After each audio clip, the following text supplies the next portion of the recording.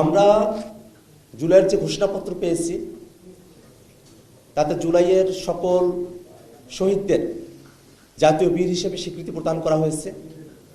জুলাইয়ের সকল আন্দোলনকারী, শহীদ পরিবার, আহত সকলকে আইনি সুরক্ষা দেওয়ার কথা প্রতিশ্রুতি ব্যক্ত করা হয়েছে। এই ঘোষণাপত্রের মধ্য দিয়ে রাজনৈতিক দলগুলোর তরফে আবারও প্রতিশ্রুতি ব্যক্ত করা হয়েছে যে বাংলাদেশ একটি বৈষম্যহীন, দুর্নীতিমুক্ত, ফেসিবাদ মুক্ত একটি রাষ্ট্র কাঠামো আমরা পাব।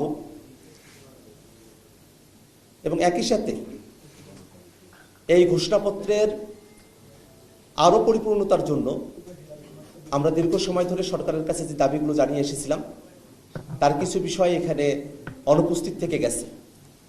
আমরা যদি একেবারে শুরুর সময় থেকে খেয়াল করি, উপনিবেশ বিরোধী লড়াইয়ের কথা বলা হয়েছে, কিন্তু এই ভূখণ্ডের মানুষের উপনিবেশ বিরোধী লড়াইয়ের অন্যতম রেফারেন্স পয়েন্ট 47কে এখানে উল্লেখ করা হয়নি। আমরা মনে করি যে বাংলাদেশের এই ভূখণ্ডের এবং একটা সার্বভৌম রাষ্ট্র পাওয়ার পেছনে 47, 71 এবং আমাদের 24-এর যে আন্দোলন, তার সকল কিছুর একটি সম্মিলন এই ঘোষণাপত্রকে আরও সমৃদ্ধ করতে পারত। এই ঘোষণাপত্রে শহীদের সংখ্যার ব্যাপারে প্রায় 1000 শব্দবন্ধ ব্যবহার করা হয়েছে, অথচ জাতিসংঘের রিপোর্টে 1400 জন মানুষ এই অভ্যুত্থানের সময়কালে শহীদ হয়েছেন। এই পরিসংখ্যান আমাদের সকলের জানা। সেক্ষেত্রে গত 1 বছর ধরে সরকার যে শহীদদের প্রকৃত সংখ্যা নির্ণয় করতে ব্যর্থ হয়েছে, আহতদের প্রকৃত সংখ্যা নির্ণয় করতে ব্যর্থ হয়েছে, তার একটা ছাপ আমরা এই ঘোষণাপত্রের মধ্যে দেখতে পেলাম। এই ঘোষণাপত্রে গত 16 বছর ধরে বাংলাদেশের মানুষেরা যে আন্দোলন সংগ্রামগুলোতে অবতীর্ণ হয়েছেন, বিশেষত আমাদের 16 বছরের এই জার্নিতে রাষ্ট্রীয় গুরুত্বপূর্ণ যে বিষয়গুলো জাতির কাছে আমাদের কাছে মনে হয়েছে, তার অনেকগুলো বিষয় এখানে অনুপস্থিত থেকে গেছে। পিলখানা হত্যাকাণ্ড, শাপলা গণহত্যা, জুডিশিয়াল কিলিং, ভ্যাট বিরোধী আন্দোলন, 2018 সালের কোটা সংস্কার আন্দোলন এবং নিরাপদ সড়ক আন্দোলন, আবরার ফাহাদের হত্যার বিরুদ্ধে আগ্রাসন বিরোধী আন্দোলন, মোদি বিরোধী আন্দোলনের কথা এই ঘোষণাপত্রে উল্লেখ থাকলে ঘোষণাপত্র পরিপূর্ণ হতে পারত। আমরা মনে করি যে গত 16 বছর ধরে বাংলাদেশের মানুষেরা আরও অসংখ্য আন্দোলন সংগ্রাম করেছেন, কিন্তু ইতিহাসের এই পরতে যে ঘটনাগুলো আমাদের জাতীয় জীবনে দীর্ঘমেয়াদী ছাপ রেখে গেছে, সেই ঘটনাগুলোর উল্লেখ করা আমাদের জাতির জন্য গর্বের বিষয় হতে পারত। একই সাথে আমরা ঘোষণাপত্রের মধ্য দিয়ে আমাদের সংগ্রামগুলোর আরও ঐতিহাসিক স্বীকৃতি সুনির্দিষ্টভাবে অর্জন করতে সক্ষম হতাম। সব থেকে গুরুত্বপূর্ণ যে বিষয়টা আমাদের কাছে মনে হয়েছে, এই ঘোষণাপত্রের 25 এবং 27 নম্বর পয়েন্টে আয়োজিতব্য নির্বাচনের মধ্য দিয়ে নির্বাচিত সরকারের সংস্কারকৃত সংবিধানে তফসিলে এই ঘোষণাপত্রকে উল্লেখ করার কথা বলা হয়েছে। আমরা জাতীয় নাগরিক পার্টি এনসিপি দীর্ঘ সময় ধরে বাংলাদেশে একটি নতুন সংবিধানের দাবি জানিয়ে আসছে। সে লক্ষ্যে গণপরিষদ নির্বাচনের মধ্য দিয়ে নতুন সংবিধান পুনর্লিখনের দাবি আমরা সরকারের কাছে করে এসেছি। ঐকমত্য কমিশনে রাজনৈতিক দলগুলোর মধ্যে সংস্কারের বিভিন্ন বিষয়বস্তুতে ঐকমত্য তৈরি হয়েছে, কিন্তু এখনো পর্যন্ত সেখানে বাস্তবায়নের পথ কি হবে তা নিয়ে আলোচনা করা হয়নি। সেক্ষেত্রে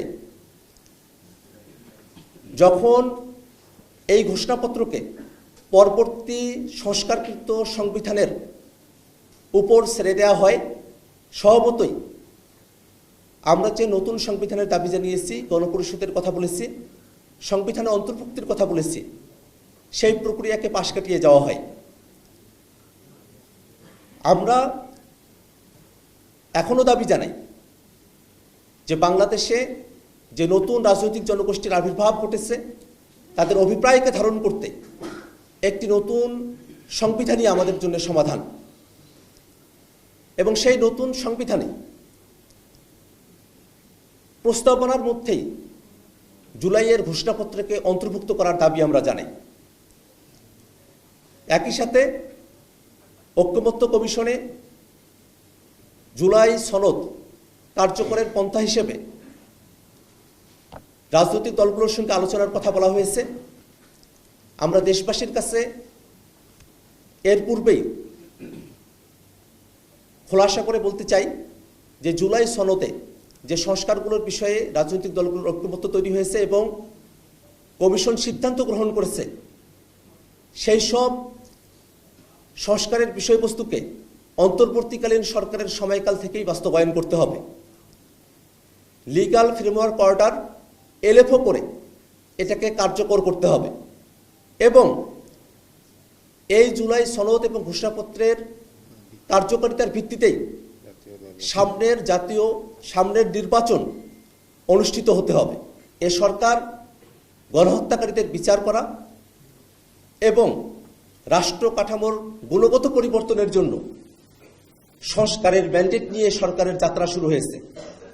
অতএব নির্বাচনের পূর্বেই বিচারকে দৃশ্যমান করা এবং সংস্কারকে বাস্তবায়ন করা এ সরকারের অবশ্য কর্তব্য। একই সাথে নির্বাচনের পূর্বেই মাঠ প্রশাসনের নিরপেক্ষতা নিশ্চিত করা এবং লেভেল প্লেইং ফিল্ড নিশ্চিত করা অবশ্যই সরকারকে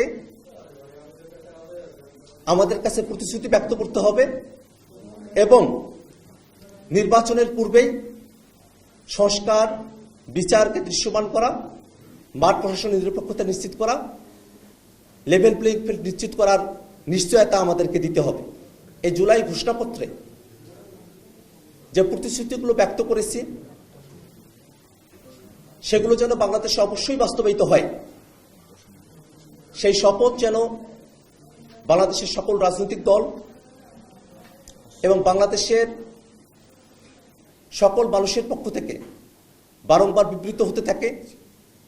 24 জুলাই অভ্যুত্থান বাংলাদেশে যে নতুন দিগন্তের সূচনা করেছে, সেটা যেন যুগ যুগান্তরে আমাদের ভবিষ্যৎ প্রজন্মকে অনুপ্রাণিত করতে পারে, এই আশাবাদ আমরা ব্যক্ত করছি।